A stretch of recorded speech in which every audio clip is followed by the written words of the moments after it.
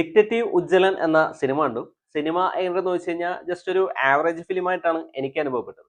ഈ സിനിമയുടെ ഒരു പ്രശ്നം എന്താന്ന് പറഞ്ഞു കഴിഞ്ഞാൽ ഒരു പഞ്ചില്ല ഫിലിമിന്. സിനിമ തുടക്കം മുതൽ അവസാനം വരെ നമ്മളിങ്ങനെ കണ്ടുകൊണ്ടിരിക്കുക എന്നല്ലാതെ ഒരു ഫീലും കിട്ടുന്നില്ല സിനിമയിൽ.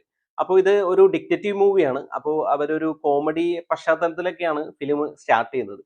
അപ്പോൾ സിനിമയിലെ കോമഡി ആയാലും ഇതിലെ അന്വേഷണങ്ങളായാലും ട്വിസ്റ്റ് ആയാലും മൊത്തത്തിൽ ഒന്നും എനിക്ക് വർക്കായില്ല. നോർമലായിട്ട് ഒരു മൂവി നമ്മളിങ്ങനെ കണ്ടോണ്ടിരിക്കുന്നു എന്നല്ലാതെ ഒരു എക്സ്ട്രാ ഓർഡിനറി ആയിട്ടൊന്നും ഫീൽ ചെയ്തില്ല ഈ സിനിമയിൽ.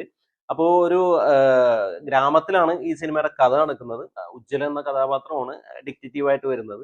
അപ്പോൾ പുള്ളി ചെറിയ ചെറിയ കേസുകളൊക്കെ കണ്ടുപിടിക്കുന്നു. അപ്പോൾ ആ ഗ്രാമത്തിൽ പെട്ടെന്ന് ഒരു ദിവസം ഒരു കൊലപാതകം നടക്കുന്നു. പിന്നെ കുറച്ച് ദിവസം കഴിയുമ്പോൾ പിന്നെ ഒരു കൊലപാതകം നടക്കുന്നു. അപ്പോൾ ഒരു സീരിയൽ കില്ലിംഗ് സംഭവമൊക്കെയാണ് വരുന്നത്. അപ്പോൾ അതിന്റെ പിന്നിലുള്ള കൊലപാതകയെ തേടി ഡിറ്റക്റ്റീവ് ഉജ്ജ്വലൻ അന്വേഷിക്കാൻ ഇറങ്ങുന്നതും പാരലൽ ആയിട്ട് പോലീസ് കേസ് അന്വേഷണം വരുന്നതൊക്കെയാണ് ഈ സിനിമ പറഞ്ഞു വയ്ക്കുന്നത്. അപ്പോൾ ഫസ്റ്റ് ഹാഫിൽ ഒരുപാട് കോമഡി സിറ്റുവേഷൻസ് ഒക്കെ ഇവർ ക്രിയേറ്റ് ചെയ്യുന്നുണ്ട്. പക്ഷെ ഒന്നും അങ്ങോട്ട് വർക്ക് ആവുന്നില്ല. എനിക്ക് കോമഡീസ് ഒന്നും ചിരിയൊന്നും വന്നില്ല. ജസ്റ്റ് ഇങ്ങനെ കണ്ട് ഇങ്ങനെ പോകുന്നുള്ളൂ. പിന്നെ ഇതിന്റെ ഇൻട്രസ്റ്റിംഗ് പാർട്ട് വരുന്നതും കൊലപാതകവും അതിന്റെ ട്വിസ്റ്റും അന്വേഷണമൊക്കെ വരുമ്പോഴും ഒന്നും ഒരു ഇംപ്രസീവ് അല്ല. പിന്നെ ഇതിലെ പെർഫോമൻസ് പറയുകയാണെങ്കിൽ ധ്യാൻ ശ്രീനിവാസനാണ് ഡിറ്റക്റ്റീവ് ഉജ്ജ്വലൻ എന്ന ക്യാരക്ടർ ചെയ്യുന്നത്.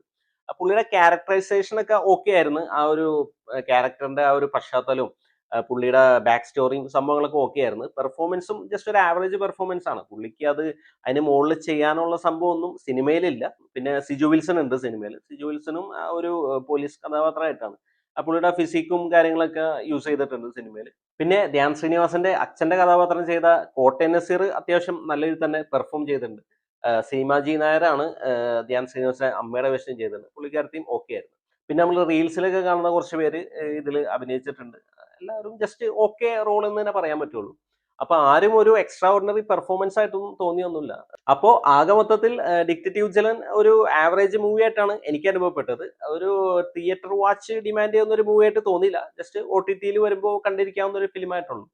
പെർഫോമൻസ് ആയാലും സ്റ്റോറി ആയാലും പ്രസന്റേഷൻ ആയാലും എല്ലാം ജസ്റ്റ് ഒരു ആവറേജ് ഫീലാണ് കിട്ടിയത്. അപ്പോൾ ഒരു ആവറേജ് മൂവി എന്ന് തന്നെ പറയാം ഈ സിനിമയെ കുറിച്ച്. അപ്പൊ നിങ്ങൾ ഈ സിനിമ കണ്ടിട്ടുണ്ടെങ്കിൽ നിങ്ങളുടെ അഭിപ്രായം കമന്റ് ചെയ്യുക. വീഡിയോ ഇഷ്ടപ്പെട്ടാൽ ലൈക്ക് ചെയ്യുക. ചാനൽ ഒന്ന് സബ്സ്ക്രൈബ് ചെയ്താൽ സന്തോഷം. പുതിയൊരു വീഡിയോയുമായി നമുക്ക് വീണ്ടും കാണാം. Thanks for watching.